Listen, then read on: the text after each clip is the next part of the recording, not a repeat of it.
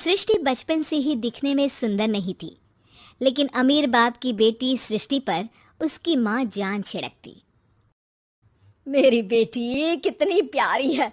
भगवान सबको सृष्टि जैसी बेटी दे। सृष्टि धीरे धीरे बड़ी होती है। एक दिन सृष्टि की सहेली कहती है, तू दिखने में कितनी अजीब सी है, लेकिन मैं जानती हूँ हम सब में सबसे अच्छी शादी तो तेरी ही होगी। तेरे पापा अमीर जो हैं, तेरे पापा अमीर जो हैं। अरे बता नहीं सकते यार, दहेज तो हर कोई देता है, ये क्या ज्यादा ले जाएगी अपने पति के लिए? अरे बड़े शहर में कोठी है इसके पापा की। अरे पापा की है ना, कौन सी इसकी है? इसकी होती तब तो कोई भी लड़का इससे शादी कर लेता। अरे पापा की मतलब पापा की है तो मेरी ही है ना? किसने कहा? अब तेरी तो तब होगी ना जब तेरा भाई ना हो। वैसे भी शादी के बाद सारी प्रॉपर्टी भाई के नाम होती है। सृष्टि समझ जाती है कि उसे किसी भी हालत में माँ बाप की सारी प्रॉपर्टी को अपने नाम करना है, लेकिन कैसे? एक दिन सृष्टि का भाई शीनू कहता है, बहन क्या कर रही है? तुझसे एक बात करनी है। अरे हाँ हाँ करना, मैं तो तेरी बहन हूँ। बहन मेरी लाइफ में ना एक लड़की है, बहुत अच्छी है। मैं सोच रहा हूँ माँ और पापा से बात करूँ शादी के लिए। सृष्टि को समझ में आ जाता है कि भाई की शादी होते ही भाभी उसे एक दिन भी घर में बर्दाश्त नहीं करेगी। आह, क्या बात है भाई, बताना कौन है वो? यार वो बहुत अच्छी लड़की है, पढ़ी लिखी है, मेरे साथ जॉब भी करती है। बस एक प्रॉब्लम है। हाँ, प्रॉब्लम? क्या प्रॉब्लम है भाई? यार वो शादीशुदा है, लेकिन उसके पति ने उसे सिर्फ इसलिए छोड़ दिया क्योंकि उसके माँ बाप दहेज नहीं दे पाए। सृष्टि ये सुनकर न जाने क्यों खुश हो जाती है। अरे भाई तो क्या हुआ, लड़की तुझे तो पसंद है ना? शीनू को लगता है कि बहन उसे समझ रही है। वो इस बात से अनजान होता है कि उसकी बहन की मंशा पूरा घर हड़पने की है। सृष्टि अपनी माँ से कहती है, मम्मी मुझे तो बहुत चिंता है। पता है शीनू क्या कर रहा है? अरे क्या कर रहा है? वो तो काम पर जाता है और वापस घर आता है। नहीं ना माँ, वो यही तो नहीं कर रहा, बाकी सब कर रहा है। आपको पता है उससे प्यार है, और वो भी एक शादीशुदा लड़की से। ये क्या हो गया? मैं सोसाइटी में क्या मुंह दिखाऊंगी? अरे तेरे पापा तो यही कहेंगे कि मैंने ही उसे बिगाड़ दिया है। माँ देखो, मेरी बात मानो, पापा पर भी विश्वास करने की जरूरत नहीं है। अब आप ही बताओ, पापा इतनी देर घर के बाहर रहते हैं क्यों, बोलो? अरे बेटा वो तो नौकरी करते हैं ना। तू बहुत भोली है माँ। पापा का ऑफिस तो 7 बजे खत्म हो जाता है, लेकिन देखो कितनी देर से आते हैं। अरे नहीं नहीं बेटा, ऐसी कोई बात नहीं है। सृष्टि माँ को एक औरत से बात करते पिता की फोटो दिखाती है। देखो माँ, कैसे हैं पापा? मैं ना कहती थी कि पापा सही नहीं है। मैं तेरे पापा से बात करूंगी, दे फोटो मुझे। ओ ओ माँ, वो तो डिलीट हो गई।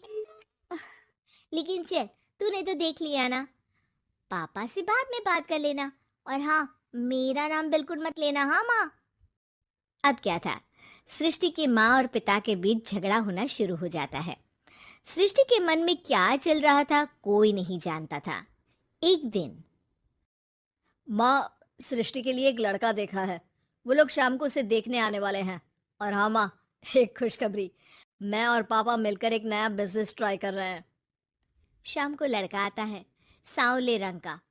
सृष्टि को तो बिल्कुल भी पसंद नहीं आता।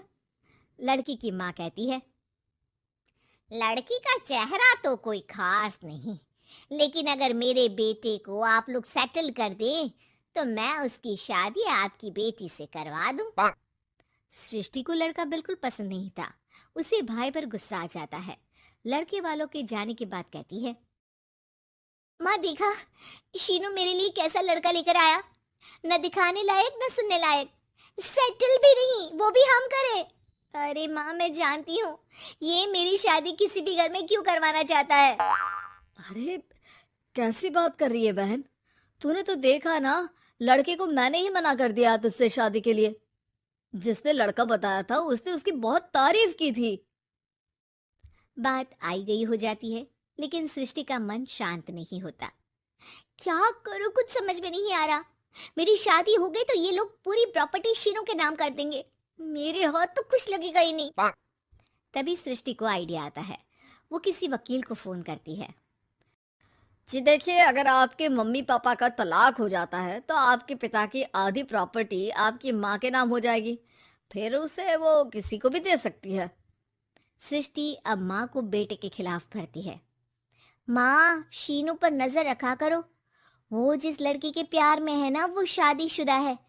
यहाँ आएगी, सारा पैसा, रुपया, जमीन, जायदाद सब हड़प लेगी। पापा का भी हाल तुमसे छुपा नहीं है। ऐसा ना हो कि मैं और आप एक दिन सड़क पर भीख मांगे। हे भगवान, मैं तो जीते जी मर जाऊंगी अगर ऐसा हो गया तो। ऐसा हो गया नहीं माँ, ऐसा ही होगा।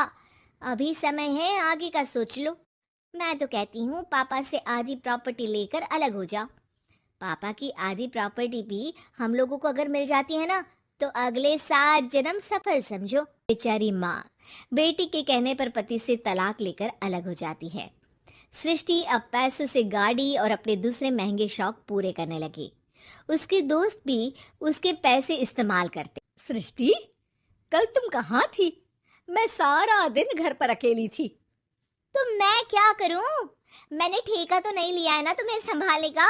माँ को सृष्टि से ये उम्मीद नहीं थी। वो बैठकर रोने लगती है। वहीं उसका पति यानी कि सृष्टि के पिता आ जाते हैं। मैं जानता था कि तुम्हारा यही हाल होगा, तो आपने मुझे रोका क्यों नहीं? मैं रोकता तो तुम रुकती क्या? सृष्टि के कहने पर तुमने मुझ पर अपने बेटे पर शक किया, लेकिन तुम ये भूल गई कि कैसे हम दोनों ने मिलकर जीवन में इतना सब खड़ा किया। माँ पति के गले लग जाती है। मुझे माफ कर दीजिए, मैंने आपकी कमाई का एक बड़ा हिस्सा गवा दिया। कोई बात नहीं, तुम साथ हो तो मैं ऐसी 7 प्रॉपर्टी खड़ी कर दूंगा। तभी वहां सृष्टि आ जाती है, रोते हुए। माँ, मयंक ने मुझे छोड़ दिया। वो बोल रहा था जब तक मेरे पास पैसे थे तब तक ही वो मेरे साथ था। पापा, माफ कर दीजिए।